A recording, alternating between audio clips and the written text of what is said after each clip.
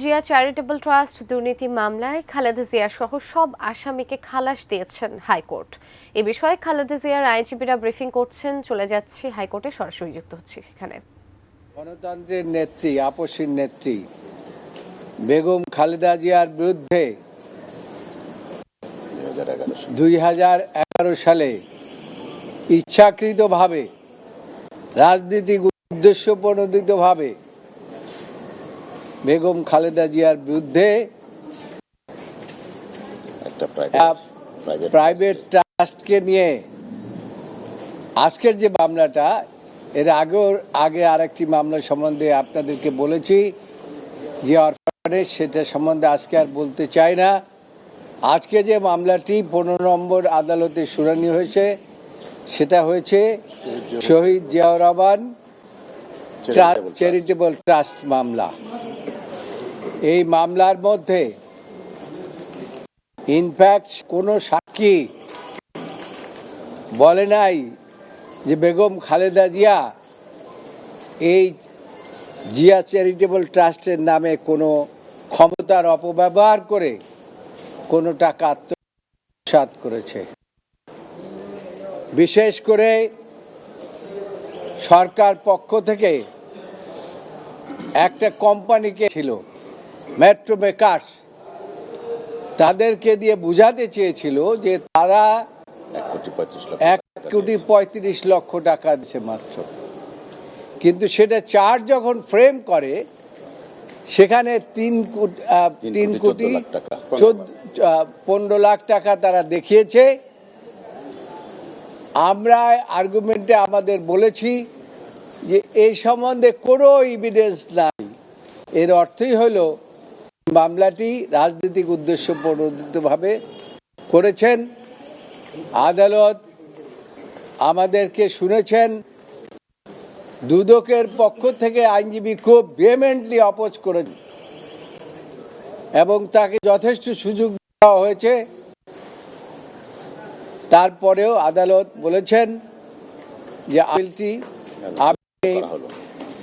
মানে line by line আমি এভিডেন্সগুলো পড়ে দেখেছি এবং আপনারা যে সাবমিশন দিয়েছেন, এই সাবমিশনের আইনগত ভিত্তি রয়েছে, সেই জন্য আমি আপিলটি মঞ্জুর করলাম, অর্থাৎ অ্যালাউ করলাম। কোয়ালিটি সম্পন্ন আন্তর্জাতিক মানের still bar CSRM, committed for better still. তো আমাদের এই মামলার মধ্যে বড় ভূমিকা যিনি রেখেছেন, আমার ডান পাশে দেখতে পাচ্ছেন যে বাংলাদেশ জাতীয়তাবাদী দলের আইন বিষয়ক সম্পাদক এবং বাংলাদেশ জাতীয়তাবাদী আইনজীবী ফোরামের মহাসচিব জনাব কায়সার কামাল। আমার বাম পাশে দেখতে পাচ্ছেন আমিনুল ইসলাম, একজন ভ্যাটার্ন ক্রিমিনাল লয়ার, এবং এছাড়াও অনেক আইনজীবী আমাদের উপস্থিত ছিলেন। সকলের নাম আমরা বলতে পারছি না।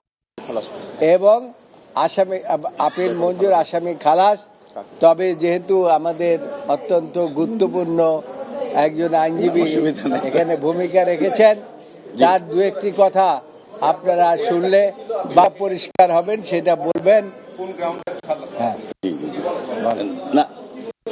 না অসংখ্য ধন্যবাদ। আসলে আমরা না অসুবিধা নাই, না না স্যার ওই পাশে যাবেন না, স্যার এখানেই থাকবে। দঞ্চিবাড়ি আমাদের মূল কথাটা আমরা যেটা সবসময় বলে আসছি যে ন্যায় বিচার প্রতিষ্ঠিত হলে, আইনের শাসন প্রতিষ্ঠিত হলে দেশনেত্রী বেগম খালেদা জিয়া ন্যায় বিচার পাবেন।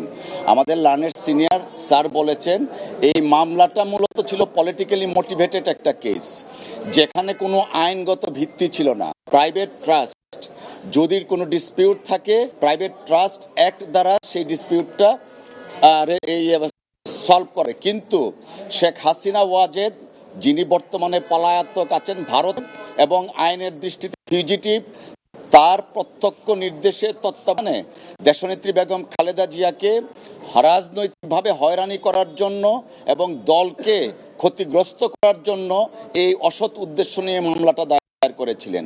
দেশনেত্রী বেগম খালেদা জিয়াকে যখন পরীক্ষা করা হয়, আইনি ভাষায় এটা বলা হয় 342 যখন দেন, তখন তিনি বলেছিলেন এই মামলায় আমি নির্দোষ। অনেক বড় একটা লিখিত তিনি বক্তব্য দিয়েছিলেন এবং তাও বলেছিলেন যে আল্লাহর পরে বিচারকের স্থান। আজকে যদি আমার উপরও বিচার করা হয়, যারাও বিচার করবে তারাও একদিন বিচারের মুখোমুখি হবেন।